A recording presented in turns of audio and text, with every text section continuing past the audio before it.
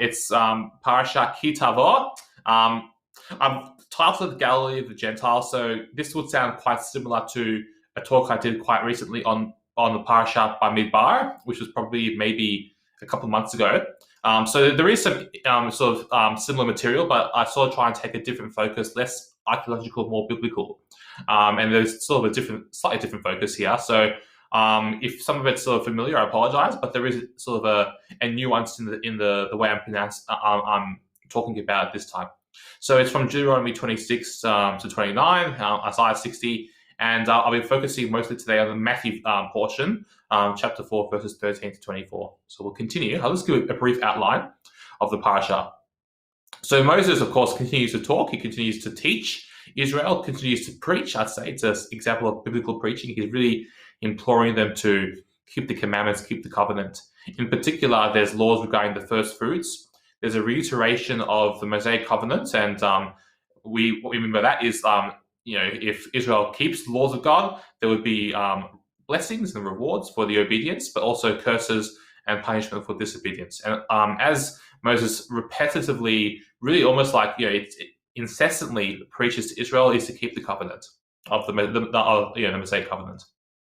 Now, Isaiah chapter 60 is one of my favorite portions of Scripture. It's a very uplifting portion. It regards the messianic redemption, and the very famous messianic song "Kumi Ori" actually uses the first sentence of that chapter. But for today's purposes, we'll focus on the Matthew portion in particular, and specifically on how Yeshua introduces his ministry. So we'll continue. What I'm going to be reading from, this will be the sort of focus from which we spring into the rest of our discussion, is from Matthew chapter 4, verses 12 to 17 as part of our New Testament or Brit Chadasha reading for today.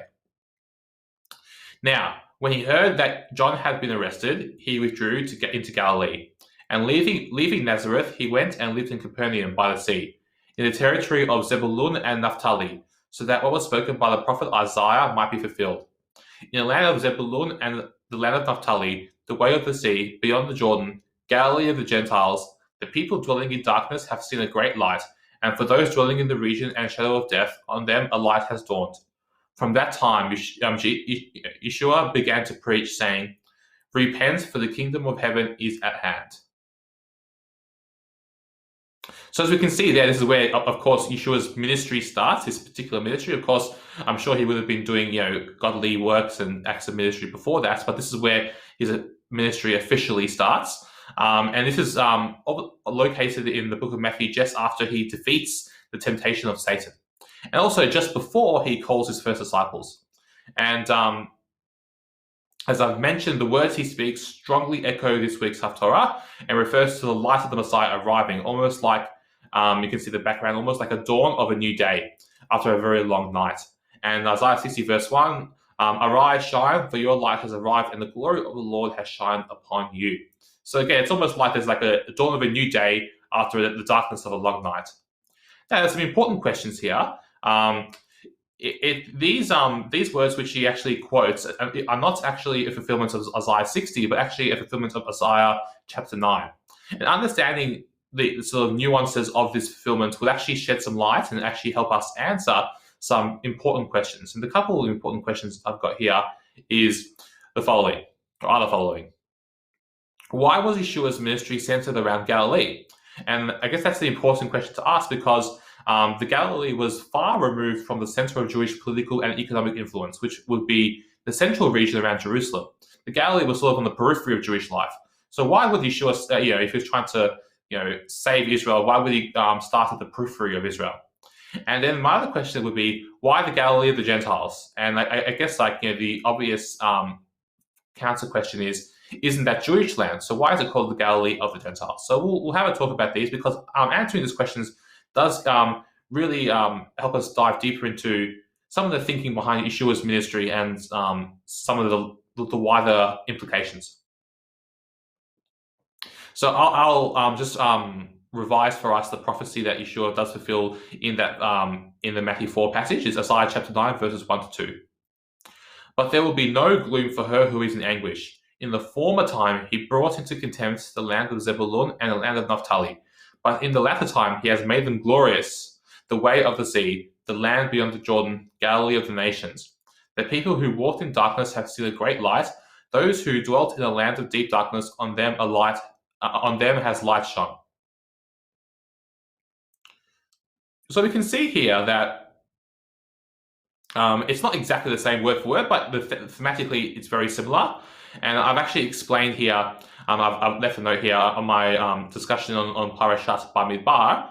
I've actually explained that the inheritances of Zebulun and Naphtali were in the Galilee. So I won't go into that again today. If you're interested to sort of know the source of that, I recommend reviewing my previous talk. But just take my word for it. If you want to this week, the inheritance of Zebulun and Naphtali were in the Galilee, and the Hebrew equivalent for the Galilee of the nations is Galilee HaGoyim, which can also be translated as districts of the nations as well. And there are scriptural and historical roots to the darkness of the Galilee, and we actually have to understand this background to actually really appreciate the context of both Isaiah chapter 60 and also Matthew chapter 4. And you can even get a hint of that from Isaiah chapter 9, because it says that in the previous times, God brought into contempt the lands of Zebulun and Naphtali. So there must have been a reason for that contempt. So we'll actually discover it again now as well. So in the next slide here, I've got a good map here. You guys would have been, it's just a Wikipedia map of the tribes of Israel, but I've made some, alterations to the map. So you guys will be familiar with this map from my previous talk on Bamidbar, but I've added a few more labels this time. So as we can see here from the diagram here, the Galilee, we've got Zebulun and Naphtali. Their lands are around the Galilee. Of course, we've got other lands as well. We've got the lands of Issachar, and Manasseh is also in the region as well, on the east side of the Jordan. And I've labeled Naphtali and Zebulun on the map here as well. I've also labeled the city of Dan, which is one of the it was probably the most significant northernmost city in Israel, and I've labeled it for a reason, because it's a very important focus of the latest sin of the Galilean, the Galilean Israelites. And I've also labeled the city of Beit El, or Bethel. It's just north of Jerusalem, in the what we would call the land of Samaria today. It was the capital of Samaria. So in the land of Ephraim. So you can see that roughly in the middle of the country.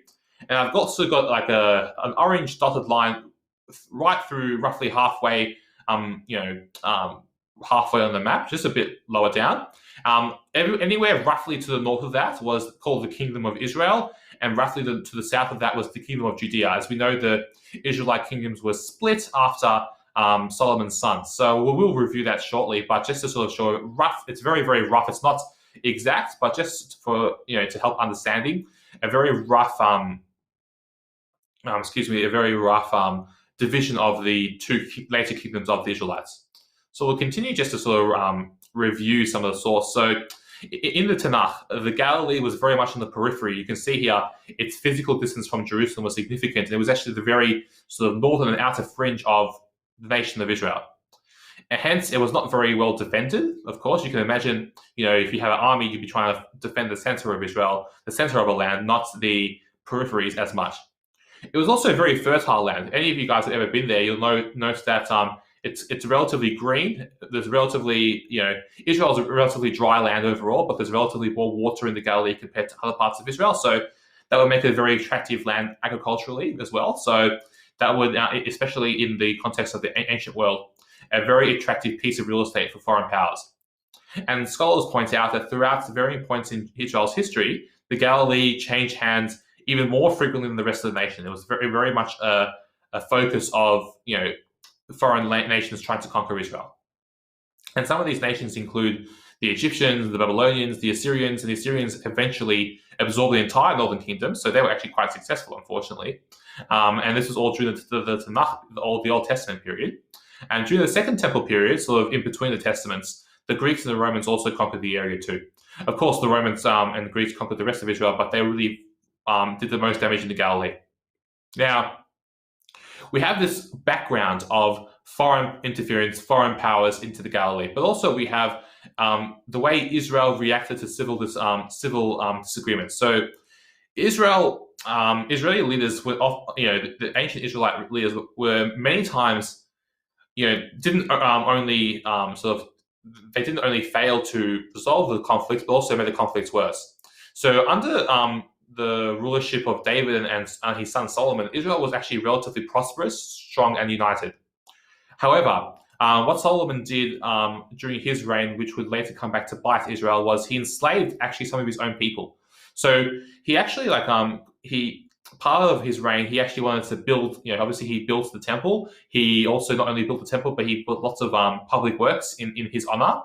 And to do those things, you obviously need labor. You need people to work for you.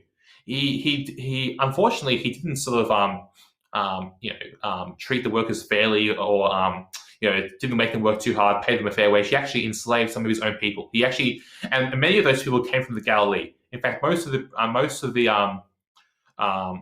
workers that he used as slave labor came from the northern areas of Israel, the periphery of Israel, in particular the Galilee, and they were treated quite harshly. And hence, when Solomon died and he was replaced by his son Rehoboam, he actually he faced a lot of opposition from the northern tribes, understandably, because they were sick of being oppressed by their own people. Another character comes along called Jeroboam, and he was not from the royal family, but he was someone who was a military lieutenant, and he rose through the ranks very quickly because the rulers realized he was very talented. He was a very talented lieutenant. So he rose through the ranks very quickly. He was initially in charge of Solomon's forced labor in the north, but after Solomon died, Jeroboam gained support of the northerners because of the popular discontent. He actually was able to tap into the popular discontent, not unlike leaders today during times of crisis tap into popular discontent. He was able to do that to sort of solidify his fan base, so to speak. And as a result, there was a sort of a civil war between Jeroboam and his supporters and Rehoboam and his supporters. They competed very bitterly. There was a lot of fighting between the two camps. However, eventually, Jeroboam was successful in causing northern Israel to split. So he was successful in causing a split in Israel, roughly along the boundary we just discussed, between the northern kingdom and southern kingdom. And Jeroboam took control of the north, and Rehoboam maintained control over the south.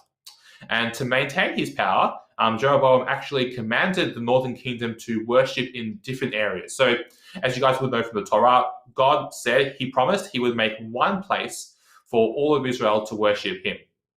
And that would be, of course, Jerusalem. Now, Jeroboam realized that if the northerners still had to go to worship in Jerusalem in the south, they would still be under the influence and perhaps defect to Rehoboam again. So to sort of reduce this possibility, he actually established, against God's will, centers of worship in the sort of Samarian and Galilean hills. Again, directly in contradiction to what the Torah says. And this was to establish a political and spiritual focus away from Jerusalem. And the main centers became the cities of Bethel, which was in Samaria, and Dan, which was in the Galilee. And not only were they divided, but also there was a lot of idolatry going on. So they didn't just worship the God of Israel, they also worshipped many of the idols of the surrounding nations, in particular the Baals. And we'll read about that just briefly now. If we can go to the next slide. I've got a portion from 1 Kings chapter 12, verses 27 to 31. And I'll just quickly read it for us. If this people go up to offer sacrifices in the temple of the Lord of Jerusalem, then the hearts of this people will turn again to their Lord, to Rehoboam, king of Judah, and they will kill me and return to Rehoboam, king of Judah. So the king took counsel and made 2 calves of gold. And he said to the people, you have gone up to Jerusalem long enough. Behold your gods, O Israel, who brought you up out of the land of Egypt. And he set one in Bethel, and the other one he put in Dan. And then this thing became a sin, for the people went as far as Dan to be before one. He also made temples and high places, and appointed priests from among all the people who were not the Levites. So we can actually see here, first of all, it's very reminiscent of the golden calf episode of, these are your gods who brought you out of Egypt, the idolatry there. And you can see here, he was concerned for his political future. He knew that if they would continue to go worship in Jerusalem, then he wouldn't be able to fully separate the northern kingdom. So he set up those places with both idolatrous intent and also political intent. And we know that the Jewish people had far less control over the Galilee than other parts of the Promised Land. The northern kingdom was the first to be exiled, so we know later on in Scripture, the southern kingdom The Bible explains this by the northern kingdom being more sinful. Even though both kingdoms were sinful, the northern kingdom was worse than the southern kingdom. The southern kingdom at least had a few good kings. So the Bible says that was the reason the northern kingdom was exiled first. But if you're looking at it from a political perspective, they were also more vulnerable to attack. And even when the Jewish people eventually returned from exile, people from many nations settled in the Galilee. It wasn't just the Jews. It became a very multicultural part of the land. Of course, the whole land became multicultural, but in particular, the Galilee. And the Galilee can be considered the most multicultural part of Israel. Now, this is very interesting to think about because we're used to thinking of multiculturalism in Australia as a good thing. As in, like, for example, I would not be allowed to live in Australia, and Yonatan wouldn't be allowed to live in Australia if Australia didn't have a multicultural attitude. So we're used to thinking of multiculturalism as a good thing that cannot have anything wrong with it. Like an unequivocal, there was no way you can challenge this. It is a good thing in Australia today. But in the context of ancient Israel, it was the opposite. It actually was a very bad thing in ancient Israel. And the reason for that was not because God was ethnocentric and he hated the nations. It was because of the potential to influence Israel into idol worship. So scholars note that due to the Gentiles settling in the region, idol worship was rife, even more so than elsewhere in the nation. Many of these scholars point to the fact that Galilee was the most multicultural part of the nation as the reason for having the most idolatry in the nation. And I'll just quote Joshua 23 verse 13 as God's reminder to us to not be influenced by the other nations. Know for certain that the Lord your God will no longer drive out these nations before you, but they shall be a snare and a trap for you, a whip on your sides and a thorn in your eyes, until you perish off this good ground that the Lord your God has given you. And the reason there'll be a snare is not because they're inherently bad, it's just because they still worship idols in those days. And Israel worshipped the God of Israel. And of course, when you bring people together, they'll be influenced both ways. Of course, I do think it's changed today because of the new covenant, and the knowledge of the God of Israel has spread throughout the world. So I think it's a bit different today. But in those days, that was the way it was. Unfortunately, with multiculturalism came influence for idolatry. So we'll continue now with the rest of the presentation. So we know here that the Galilee had a very non-Jewish presence. Unfortunately, it was mostly, as I said, a negative influence, and the legacy of division and idolatry established by the leaders made the whole situation worse. It was really made worse by the leadership. They didn't really, they were quite selfish and tried to protect their own interests, and that made the whole thing 100 times worse. And the districts came to be known for rebellion, for turmoil, for contamination and idolatry. It was a dark place. It was not a place that God's light shone very brightly. It was a place that needed redemption, even more so than the rest of the nation. And that's why we had, that's why the ministry had to start there. It was a place that was the most dark. So we'll continue with the next slide. It makes complete sense why Yeshua would start his redemption there, because the light, as we know, shines darkest in the darkest. No, sorry, the light shines brightest, not darkest. The light shines brightest in the darkest places. I personally believe that part of the redemption was the reunification of the people of Israel as well. And the Galilee could also be seen as almost an exile within the land. In many ways, the Galileans were separated and they were looked upon differently by the rest of the people. The Galileans were almost sort of seen as a level below the rest of the Israelites. There was, and we can see sort of hints of this in the New Testament of the Galileans almost being seen, what good can come from Galilee? It's just, it's full of darkness, it's full of rubbish. Why would anything good come from there? Why would the Messiah, why would he come from the Galilee? And I guess it could be due to the perceived lack of spirituality, the legacy of idolatry, perhaps economic concerns. Despite the fact that the Galilee was relatively fertile and agriculturally productive, it was relatively poor as well compared to the rest of Israel. It was economically, it was not as powerful as the area around Jerusalem. And also the region lacks political and social influence, as we previously mentioned, the periphery of Jewish life. The center of Jewish life was indeed Jerusalem. And this all fits very well with Yeshua's attitude of uplifting the lowly. He was very much about bringing up the humble and bringing down the arrogant. And just a couple of verses in the Brit Chadasha to solidify this notion. From Luke chapter 1, verse 52, he says, "He has brought down the mighty from their throne and exalted those of humble estate." From Matthew 23, verse 12, "Whoever exalts himself will be humbled, and whoever humbles himself will be exalted." And Isaiah 60 was certainly referring to the exiles outside Israel, but perhaps part of him was also referring to the exiles within Israel, the people in Israel which were looked down upon, which were sort of cast out into the periphery of the nation. And this is from Isaiah 60, verse 4. Perhaps he had this in mind too. Again, only my opinion, but I'm just, it's an idea. Your son shall come from afar, and your daughter shall be carried on the hip. So we can see here that Yeshua, he was about obviously redeeming all of Israel, but he wanted to redeem the lowliest and the most sinful of Israel first. And I think that's really, really important to recognize. So I think that actually, if we go into the next slide, it actually does help us answer our questions. If we just look at the next slide there. I've written here, understanding this context teaches us the following Yeshua's ministry. Now, again, as I always say, whenever I try and teach, this is not necessarily the answer, but this is just my answer to sort of try and understand the situation. I'm sure people might disagree, but and that's fine. But I do think this context sort of helps us understand, really why Yeshua's ministry had to be there, or start from there. First of all, we understand that Yeshua was not afraid to associate with the marginalized of society, even when there was significant baggage. And this was in direct contrast to many of his contemporary Jewish leaders at the time, who sort of didn't want to be associated with people who are of lowly status, people of who had lots of sin, who had lots of baggage. Of course, there were leaders who did not mind, or leaders who did work very well and very very well among the poor. But Yeshua really set himself apart as someone who really sought these people out. And his redemption was not simply to make the good stuff better, but was to right the wrongs. And among his brethren first, and then among the nations. He wanted to, first of all, go to where it was most dark. And his redemption was to all people, and especially to the lowly and humble. And in Isaiah 60, verse 22, we read, "The least one shall become a clan, and the smallest one a mighty nation."